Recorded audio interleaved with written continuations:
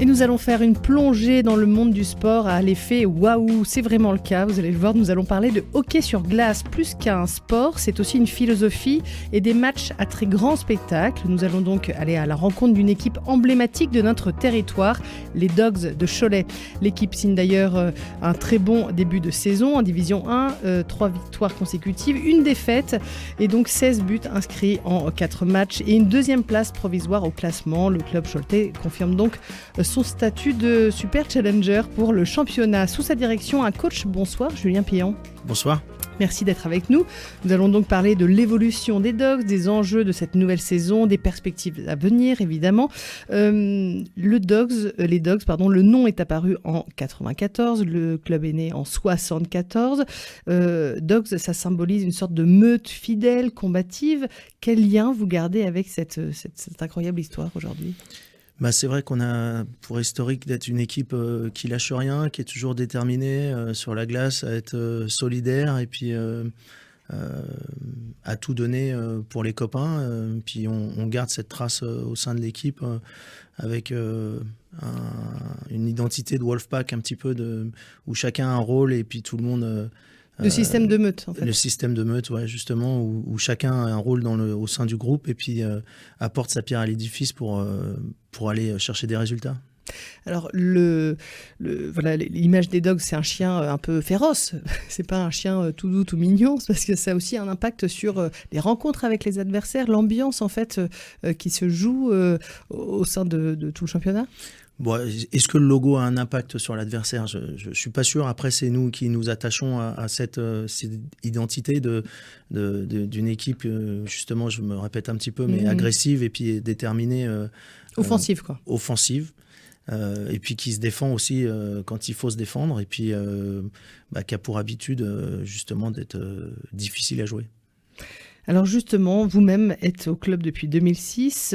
Quel regard vous portez sur ces presque 20 dernières années, dont 13 ou je crois qu'on rentre dans la 14e consécutive en Division 1 ça a pas mal bougé, ça... Le club a vraiment évolué sur ces 20 dernières années. Je suis arrivé donc pour la saison 2006-2007 où le club était en deuxième division, dans les fonds de la deuxième division. Et à l'époque...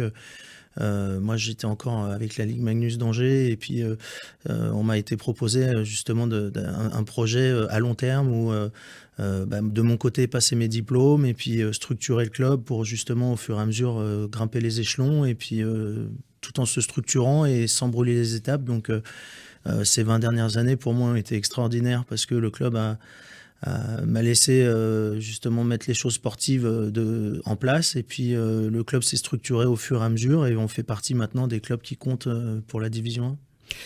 Vous parlez justement de long terme.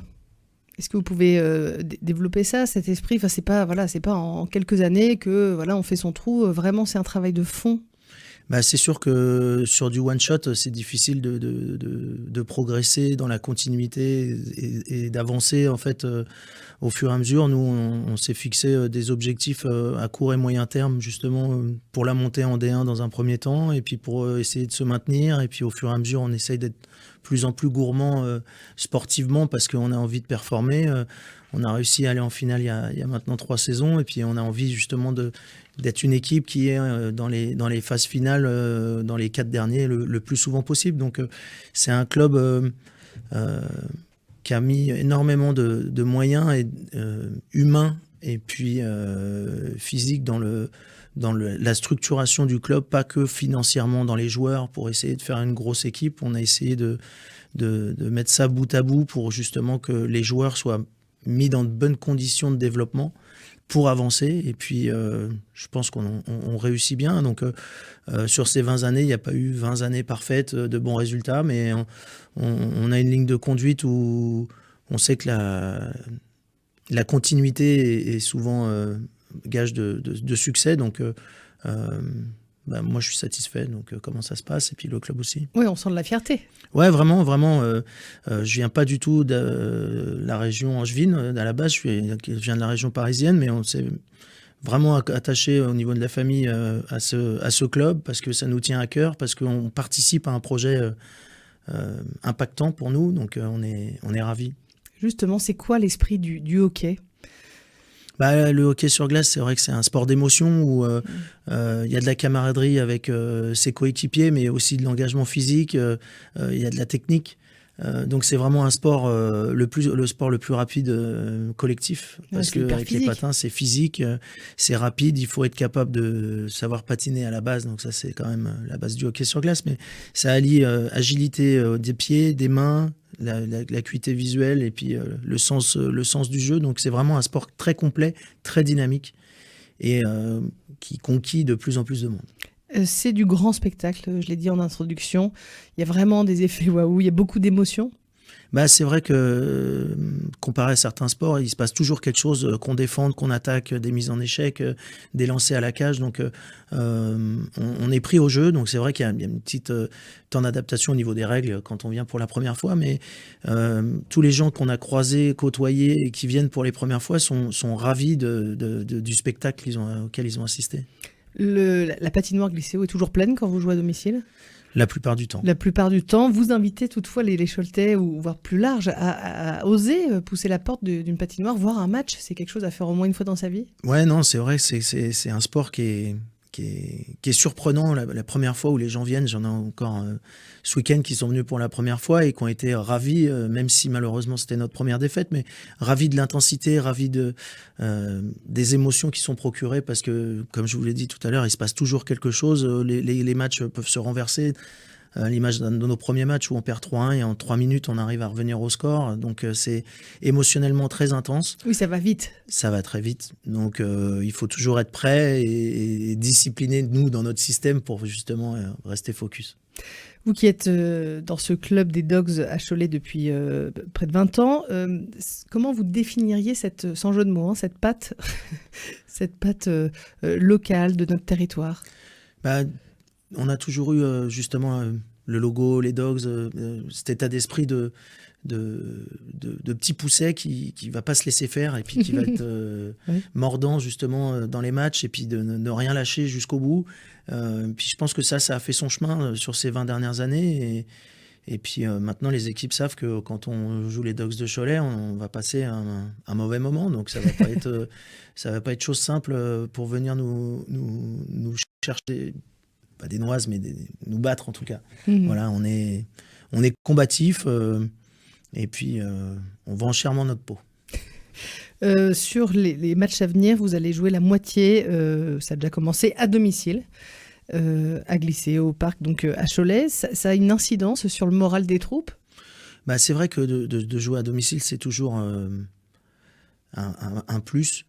Parce qu'il y a l'atmosphère de notre patinoire. On sait que dès qu'on prend l'avantage, ils sont encore plus là pour nous pousser. Ils sont chauds bouillants, quoi. Ouais, il y a vraiment... ils aiment mettre des émotions. Alors c'est sûr que en tant que joueur, entraîneur, on aime quand ça se passe comme ça. La plupart du temps, ça l'est. Des fois, c'est un peu plus calme. Parce que c'est aussi un public nouveau pour certaines fois, où c'est plus un spectacle qu'ils viennent voir. Plus qu'un des supporters, fervents supporters. Donc il y a toujours des phases d'apprentissage justement au niveau ambiance de patinoire, mais c'est un vrai plus de jouer à domicile, c'est certain. Qui sont les supporters des Dogs aujourd'hui ? Vous les connaissez ? Vous les rencontrez ? Ouais, on les rencontre souvent. Donc il y a vraiment deux parties, une partie de fans et puis d'habitués, et puis une partie de gens qui viennent voir un spectacle, qui viennent nous découvrir, des écoles qui viennent aussi souvent découvrir le hockey sur glace. Donc ça amène quelquefois un peu de monde, de connaisseurs, et en même temps de nouveautés pour certains. On va marquer une courte pause, on se retrouve juste après, on parlera de l'équipe des Dogs et puis aussi bien sûr de la saison et des perspectives.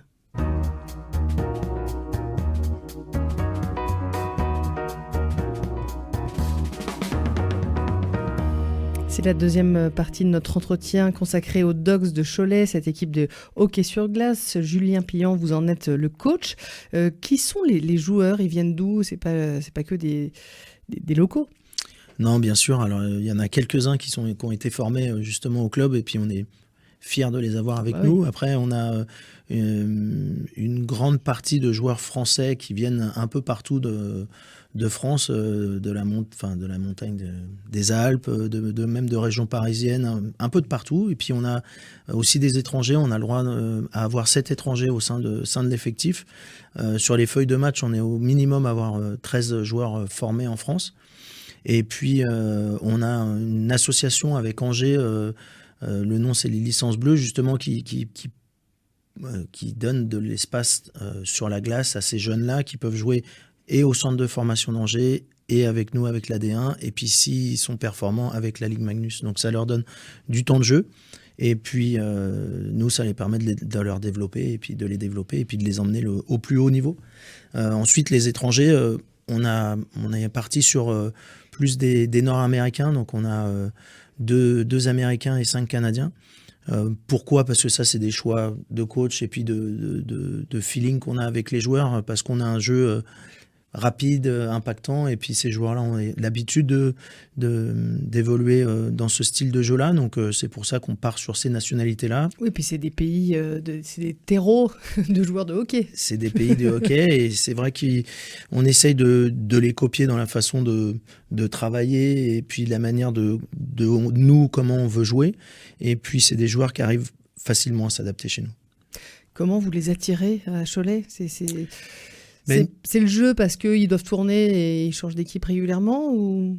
Disons que nous, on essaye de se focaliser sur des joueurs qui sortent d'universitaires. Donc, ils arrivent à 24-25 ans. Ils ont déjà joué 4 ans dans des structures NCAA ou U-Sport au Canada. C'est comme ça que les ligues s'appellent.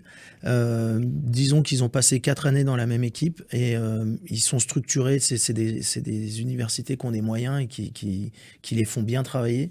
Donc, ils arrivent déjà avec un bagage technique vous voyez une différence performant, vraiment.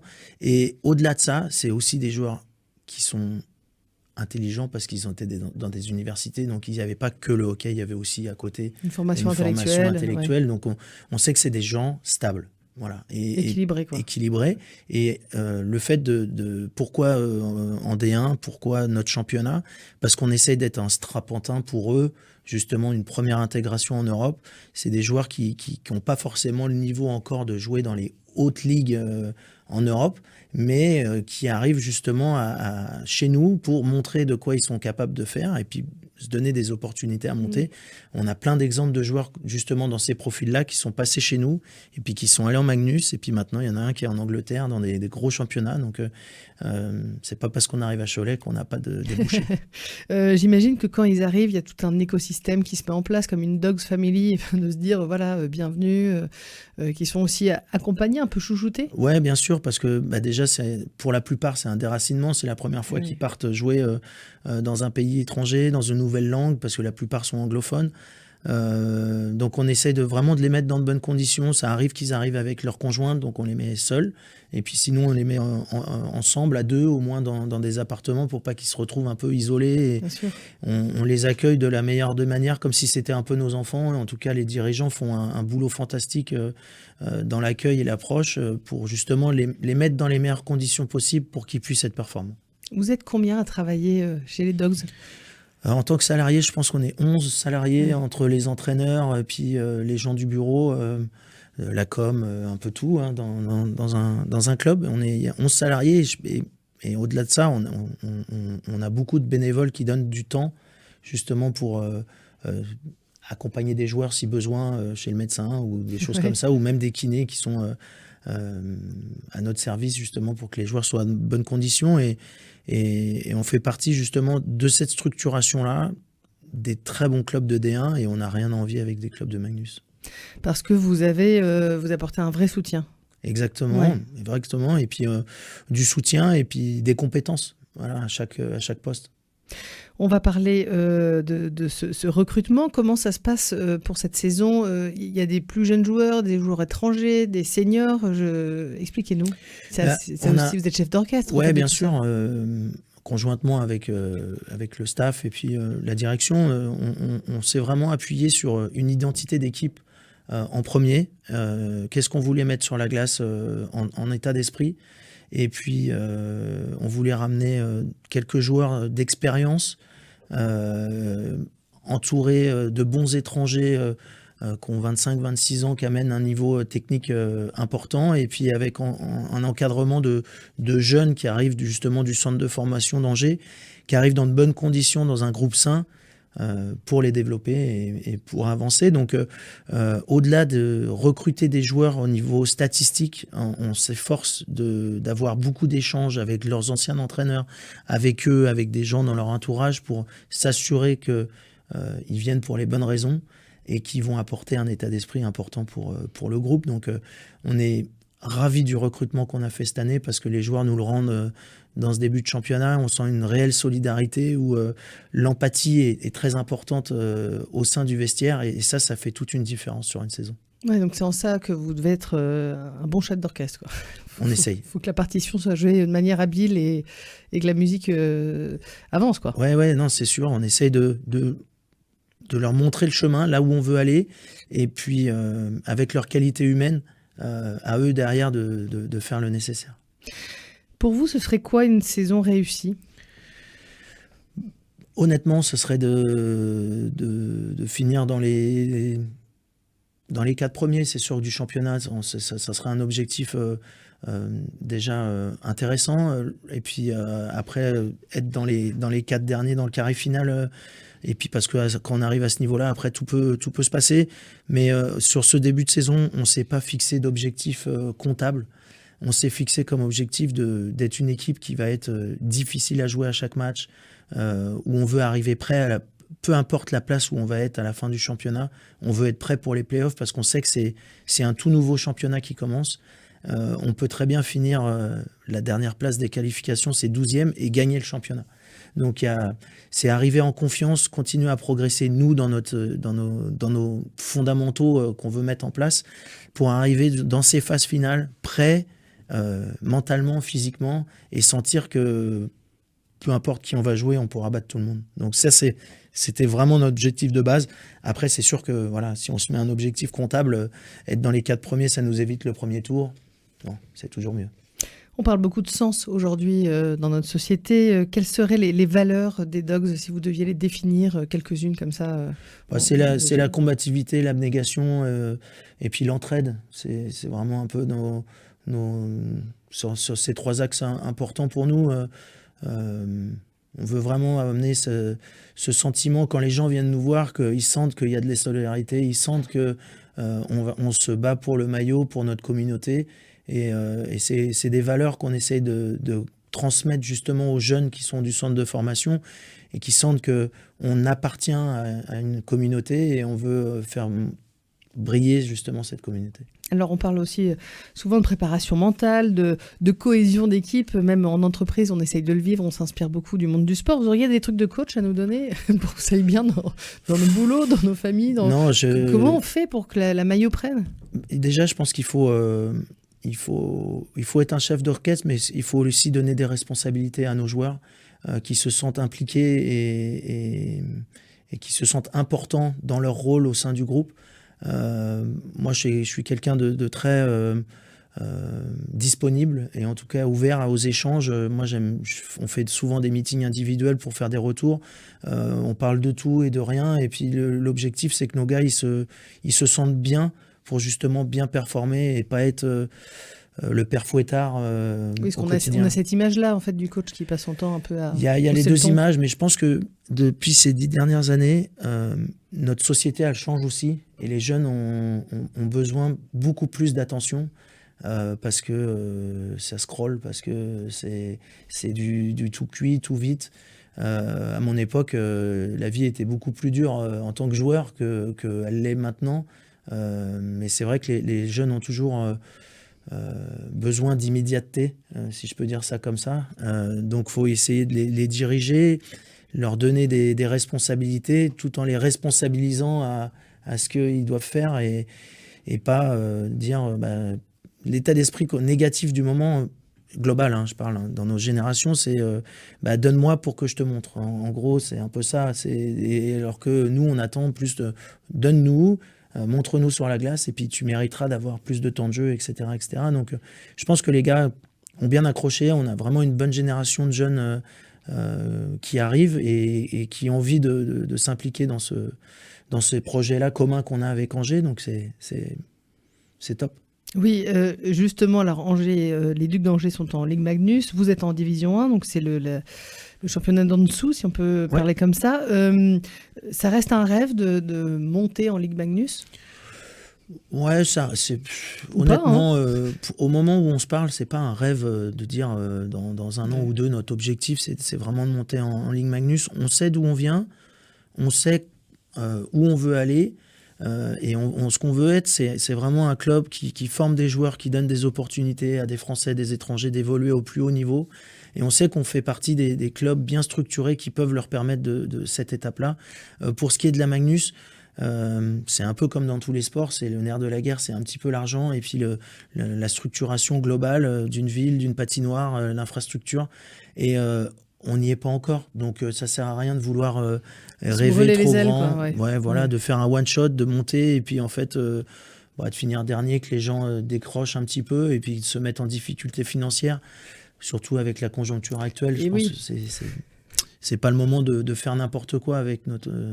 Il y a une forme de prudence aussi. Il y a une forme de prudence et je dirais de maturité dans la gestion où on sait ce qu'on peut faire, on essaye de le faire au mieux au moment où on se parle et puis on est ravis d'être les petits d'Angers pour justement travailler avec eux et puis les aider à former des joueurs qui un jour, on l'espère, joueront eux en Ligue Magnus plus vite que Cholet. Ouais, en tout cas, c'est une vraie humilité aussi. Ouais, non, mais c'est vrai, il faut rester humble dans notre travail. On sait, encore une fois, d'où on vient, de ce qu'on veut faire, et puis on essaye de le faire au mieux. Les Ducks de Cholet ont 300 licenciés, ce qui n'est pas rien. Vous avez aussi une équipe de para-hockey. C'est important pour vous de transmettre, d'aller plus loin un peu dans l'engagement social aussi ? C'est vrai que déjà, nous, à notre base, l'équipe première, on essaye de donner vraiment une bonne image au sein du club pour que justement les jeunes accrochent et puis adhèrent à ces attitudes qu'on peut nous montrer. Oui. Et puis dans le tissu social choletais, plus on a de jeunes qui s'accrochent au hockey, plus on aura de monde. Et voilà, c'est ça qui est important pour nous. En tout cas, on vous souhaite le meilleur. Merci beaucoup, Julien Pillant, d'avoir partagé les coulisses de cette incroyable aventure que sont les Ducks de Cholet. Longue vie à eux. Merci pour leur jeu, pour leur cœur. Bonne route à tous vers de nouvelles victoires. En tout cas, on l'espère. Toutes les infos sur les matchs à venir et aussi pour aller plus loin sur les réseaux sociaux des Ducks de Cholet, mais aussi sur le site cholet-hockey.com. Un grand merci et à très bientôt. Merci de votre accueil.